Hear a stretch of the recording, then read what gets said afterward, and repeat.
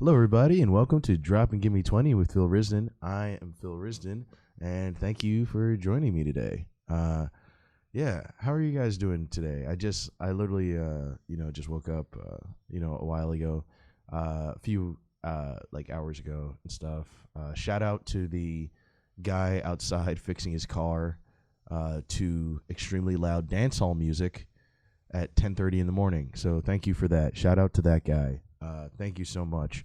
Yeah, it's the fucking worst, man. Like I live in Bushwick, and it's awesome. I love Bushwick. I love the area. It's fucking cool and all that shit. But it's just some of the fucking people here are just fucking insane, you know? Like, I get it though. I don't know. I've never been one to be like kind of shitty about people playing music, because I throw shows and stuff like that. Like, I usually don't give a fuck. But 10:30 in the morning, dude. Like 10:30. I know that's like borderline kind of like late, you know what I mean, for like the morning or whatever kind of, but still 10:30 in the fucking morning, that's a lot, dude. I go to bed at like 3 in the fucking morning, okay? I need my time. Just give me my fucking time. It drove me fucking insane. It woke me up, and I'm one of those people when I get woken up, I can't go back to sleep. You know, so now I'm just tired, and I'm doing this. I started smoking weeds, and now I'm even more tired. God damn it, though, man. I don't know. I guess it's just one of those things. It's like, no matter where you live, if you're part of society, you're always going to be paying like an emotional tax. You know, like whatever it is, there's always going to be some neighbor you have that's kind of a dick, or somebody across the street who's really annoying and says weird stuff. Like, it's always going to happen. That's just how things are, I guess. It sucks. Like, I've wanted to, like I said, I live in Bushwick. There's tons of gentrification in Brooklyn all the time. And I used to shit talk, all the fucking shitty cafes and restaurants and like all the shitty hipsters. But, they're gone. And now I have some dude playing loud dancehall music outside my fucking window, So, gentrification was good for certain things, okay? I at least got some goddamn sleep. I'll tell you that much. Fuck, man. Yeah, it's like if you lose the artisanal shops, you're at least gonna have to, get fucking dance hall music or, boom boxes. There's gonna be tons of block parties for no reason. It's just one of those things. Although I enjoy block parties. I don't know why I'm saying I don't. I'm fucking cranky. I'm sorry, people. I'm cranky. I'm a cranky man, Yeah, I don't know. I that woke me up, and then all of a sudden I was watching the news. What's his name? Derek. Is it Colvin? Derek Colvin, the police officer who killed George Floyd. They're doing his trial right now, and it's on CBS. They're just playing it on the live stream the whole entire time. That was very interesting to watch, especially because you're watching this basic open and shut case try to be like argued, like really, really argued, and it's like, fucking come on, man. Like, basically, they were saying one of the defenses that the lawyer seemed to have was that, I guess, people in the state of Minnesota, only a doctor can pronounce someone dead. Like, a paramedic can't. Like, it has to be an actual physician that has to, consult it themselves and see that, and then write the paperwork and declare that person dead. So even though George Floyd obviously died in the video and is taken away probably on a stretcher, obviously dead at that point and everything like that, the lawyer was trying to wiggle out and find a loophole, essentially saying that since he wasn't declared dead, people should have still tried resuscitating him the whole time while he was clearly dead and had already went into cardiac arrest and was done. And he's basically trying to put it on the negligence of the paramedics and stuff, and saying like, why didn't they administer this? And it's like, bro, the motherfucker, we all saw it, dude. He wasn't moving, and the guy was still on top of him forever. We all stop playing these fucking games. Like, that's why law is weird, man. Like, when I was younger, my family would always tell me like, oh, you should be a lawyer, because I liked like talking, and I would just say funny shit, which is probably why I'm a comedian. And they'd be like, oh, you should be a lawyer, because you have really good takes on things and stuff like that. And I never wanted to be because of shit like this, like the fact that you can justify somebody being so shitty all the fucking time. Like that must the toll it must take on you, or maybe it doesn't. You know, maybe they're empty, or maybe they're not empty, but just that their work is their work and their life is their life. More power to you, I guess. But talking to the lawyer of Derek Colvin, if I see you, it's on site, you motherfucker, bro. It's fucking crazy. Are you kidding me? Trying to tell motherfuckers, like, why didn't you resuscitate him, bro? He was so obviously dead. The only way that could have made it more obvious is if if he was in two pieces. You know what I mean? Like his head's over here, his body's. That's the only way that could be slightly more obvious than him literally laying there for minutes under a man's knee, unresponsive. He was unresponsive in the video. You can only imagine how unresponsive he was when they carted him away in a fucking stretcher. Of course, the man was dead. What are you talking about? But I suppose if the man was decapitated, they'd still have to call a doctor over to make sure that he's really dead. So that's great. That's great. On to more fun things. My Hero Academia is back. I'm a big anime fan. So yeah, this is the thing with this whole Drop and Give Me 20 thing. I don't know like what audience I necessarily speak to just yet and all that stuff. So I'm just throwing out every interest I fucking have.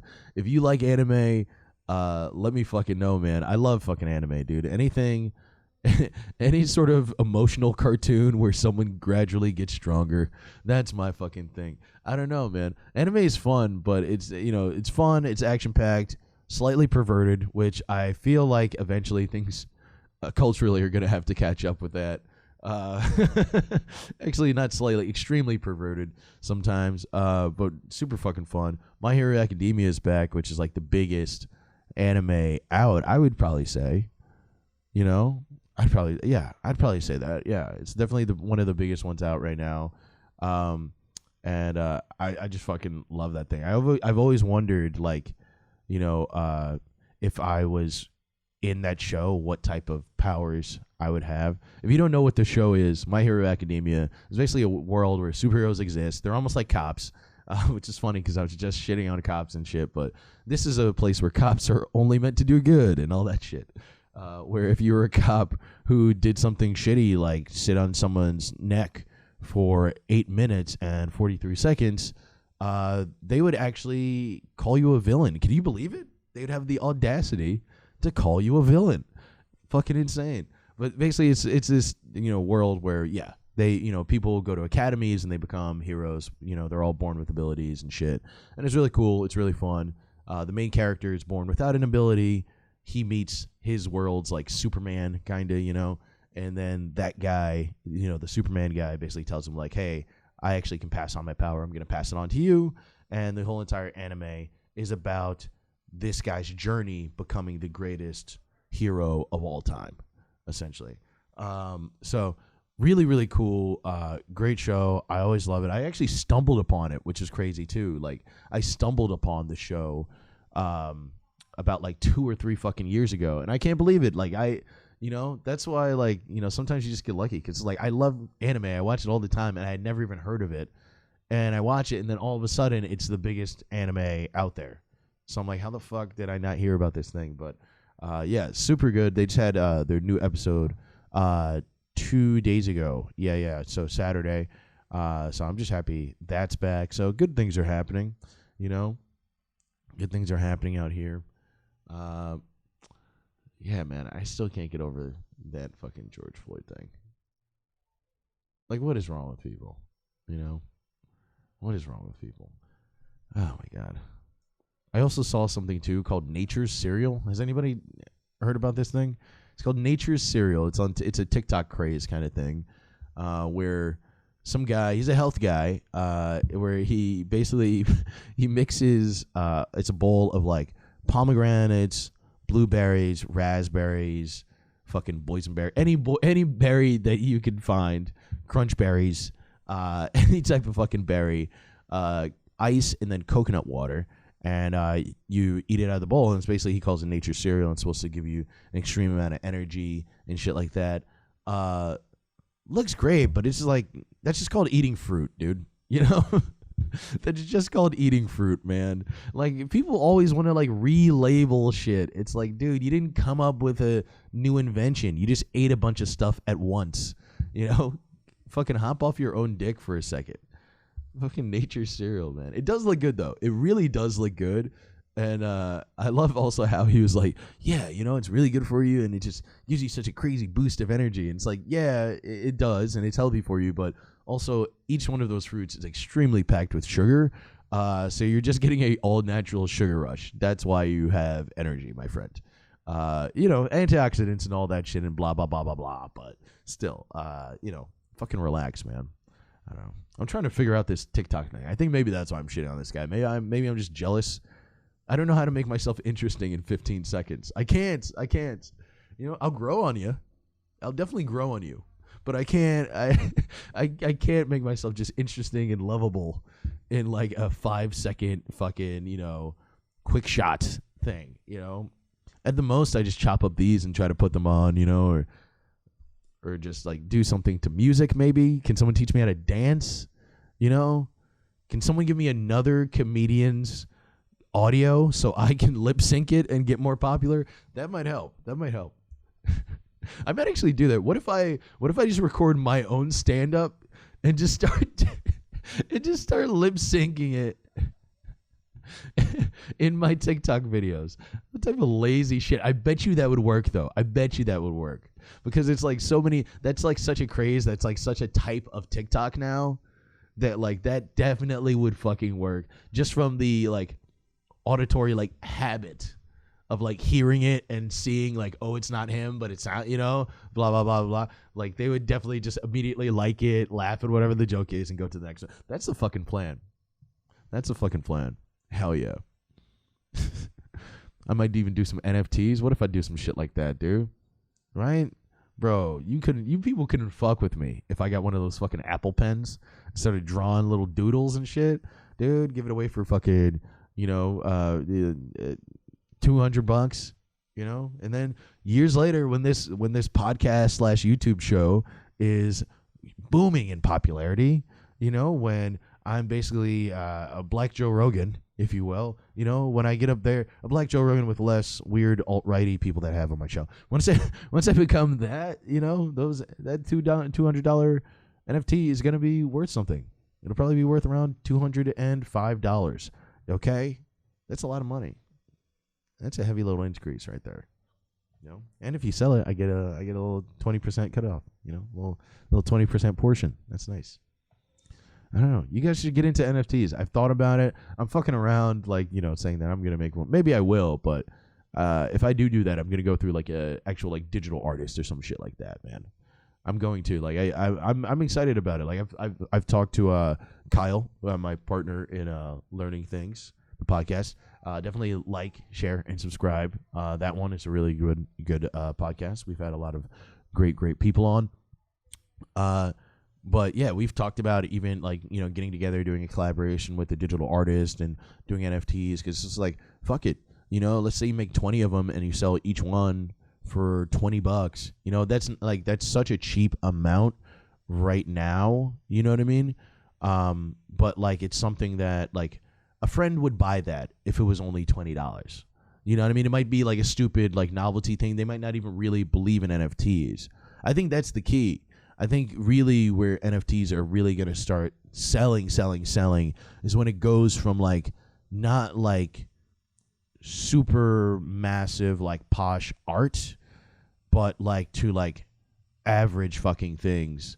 You know what I mean? That people could just sell like again, you know, something that you know, not like a crazy digital artist doing like an amazing digital drawing, just like someone doing like a digital art drawing or something related to my podcast or something. You know what I mean? Like something that like, yeah, that people can get for like $20 a pop. You know, I think stuff like that, you know, people will be buying more of, because like if you get, you know, personalized merch from places in the form of an NFT, then as the show or thing you're doing grows, those NFTs are going to rise in value. So I think it's a really smart idea for a lot of people to start doing that. Musical artists, comedians and shit. Like, we all need to start doing that. We need to monetize our content as much as we can because, content is so incredibly consumable and kind of gross now. You know what I mean? So if you are going to spend all your energy making something, then you need to be getting the most opportunity and most money out of the thing that you're making, point blank. And that has been the Business Talk with Phil. I don't know what the fuck I'm saying. Like, I'm not fucking broke, I have a fucking, I have a cat, and I even struggle to buy him food. No, I'm doing okay. Actually, I'm living in the big room now. I've upgraded. I've moved up in my house, dude. I used to live in the I have 5 bedrooms in the apartment that I live in. I have 4 other roommates. I know, pretty glamorous. I mean, you telling me a guy whoa. You telling me a guy with his own YouTube channel has 4 roommates? Unbelievable. I don't buy it. I don't buy it. You're all millionaires. I don't buy it. It's true. It's true. I'm just a humble man. Okay. I moved into this place about 3 years ago, 3.5 years ago, and there's 4 other rooms, and I was in the smallest room that we all call the closet room, which is very aptly named. It's literally like, it's some place where you're like, this was somebody's like tiny office. It's like, it only has enough, like, it's only wide enough to fit like a twin bed. Somebody put a loft in there, so there's like a little bit of like a loft area, so you can put your shit up there, or you can put your bed up there and your stuff down. Figure that out.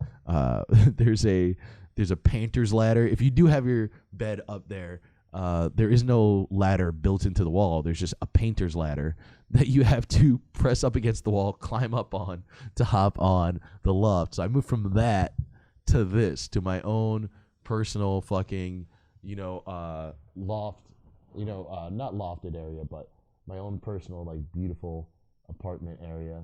Look at that. I have a couch in here. That's where my life is going. I have a goddamn couch in here, dude. I've come up. I'm the leaseholder now. I am the leaseholder now. That's my version of Captain Phillips. I am the leaseholder now. We got rid of a bunch of fucking people, all that shit. Well, we didn't really get rid of. They all fucking moved out and shit. I'm out here telling alternate forms of reality. Oh yeah, we all got rid of those. No, we didn't. I actually was begging them to fucking stay, and they all either like moved in with their girlfriends or just like left and shit. But we got a bunch of cool people in here and stuff, so it's been nice, man. What else has been happening? I haven't watched anything. I'm so sorry, guys. Like, I'm kind of out of it. I got woken up super early by that fucking guy. I woke up super early by this fucking guy. I still can't believe that. 10 a.m. Blasting Vibes Cartel at 10 a.m. Who listens to that type of music that early? How do you? That's, oh my God. I am fucking exhausted right now. But I'm still here. Giving you guys the fucking goods. What's coming up? I got a quick announcement, actually, guys. I'm pretty much gonna sign off here, I guess. Should I? Yeah. Oh, or do you want me to stay? Do you want me here? Do you want me to keep slightly bothering you? Do you want me to keep engaging you? But then kind of pulling away and saying something insightful, but then kind of just like making some dumb joke that doesn't really go anywhere. Is that what you want? That's kind of what I want. I've been having a good time with this, I know nobody's really listening. You guys are fucking washing dishes and shit. You're washing dishes, you're cleaning your room, you're petting your cat. I'm just on in the background. Half of you people are probably fucking or just smoking weed, while a bunch of other shit is going on. You're working right now. But this is my work. This is what I do. I'm a fucking idiot. I don't know where I'm going. I'm fucking tired, guys. I'm going to sign off. Quick thing that I want to say. I have a new announcement. I actually have a new show at Bushwick Public House every Sunday at 8 p.m. So please make sure to come out to that show. I'll be giving you the upcoming date very, very soon. We're thinking about 2 weeks. So if you are in the New York City area, please follow at Phil Rizdon at Grove Street Comedy for all inquiries and any questions about any shows. Tiny Cupboard, please come by to that as well every Saturday at 8 p.m. And I might even be getting a Friday show. So, no promises about that. I got some certain things kind of happening right now, but I'll keep you guys in the loop, and make sure to follow Phil Rizdon and Grove Street Comedy on Instagram. All right. Thanks, guys. That's been 20. I'll see you later.